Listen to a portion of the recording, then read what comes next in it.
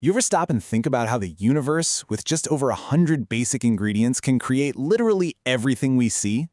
It's kind of like chemical magic, and today we're going to dive into one of its biggest secrets. We'll start with what looks like a truly dangerous combination.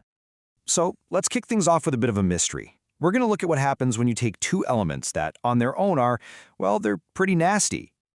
Okay, so on the left you've got sodium. It's this soft metal that goes absolutely nuts if it touches water. And on the right, that's chlorine, a toxic green gas. You do not want to mess with either of these without some serious gear. Separately, these are two things you'd want to stay far, far away from. So, here's the million-dollar question. What do you think happens when you take this super volatile metal and this poisonous gas and you force them together? What could possibly come out of a reaction like that? You get this. The white, crystalline stuff you probably sprinkle on your food every single day. Yep. That dangerous combination creates something we all use constantly, sodium chloride, or, just plain old table salt. How is that even possible? That's the chemical magic we're talking about. All right, to understand that incredible transformation, we need to unpack the big idea here. What exactly is a compound?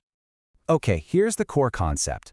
A compound is a substance formed when two or more elements are chemically bonded together. And that phrase right there, chemically bonded, that's the secret sauce.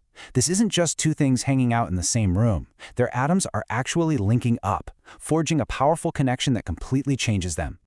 And this is the most important part. When elements form a compound, they create a brand new substance with its own, totally unique set of properties. The salt is no longer a reactive metal. It's no longer a poisonous gas. It's salt. It has its own taste, its own structure. It's like it's had a total personality transplant.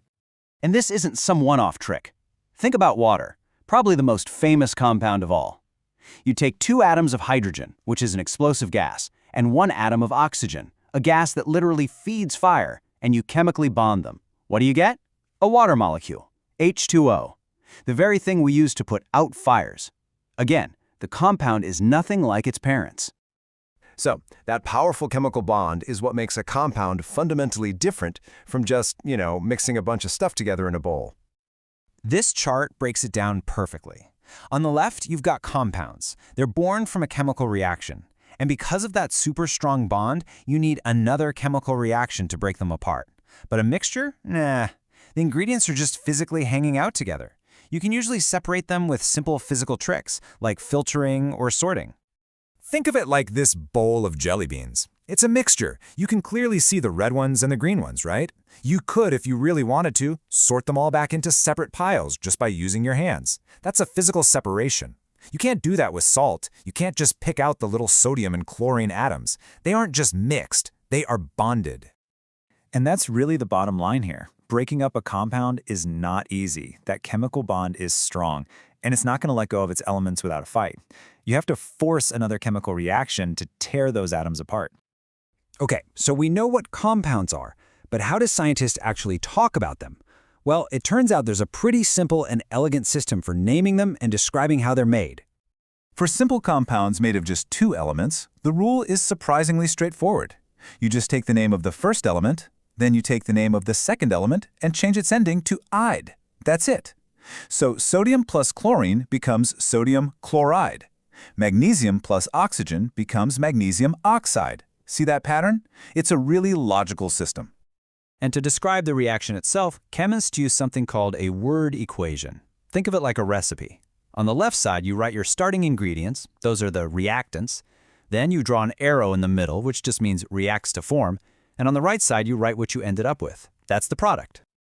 Here it is in action. A perfect example. We start with magnesium and oxygen as our reactants. The arrow shows the chemical reaction happening, and the result, our product, is that new compound, magnesium oxide. Simple, clean, and it tells the entire story of the transformation. So we have these powerful transformations, and we have a language to describe them. But what's the big deal? Why does this one idea matter so much? Well, it turns out it's one of the building blocks of pretty much everything. So if you only take away three things from all this, make it these. First, a compound is a brand new substance, and it's nothing like the elements that made it. Second, making them and breaking them always involves a chemical reaction. And third, there's a clear, simple logic to how we name and describe them. This is the basic playbook for how matter gets built. And that brings us to one last thought. I want you to just take a second and actually look around the room you're in, right now.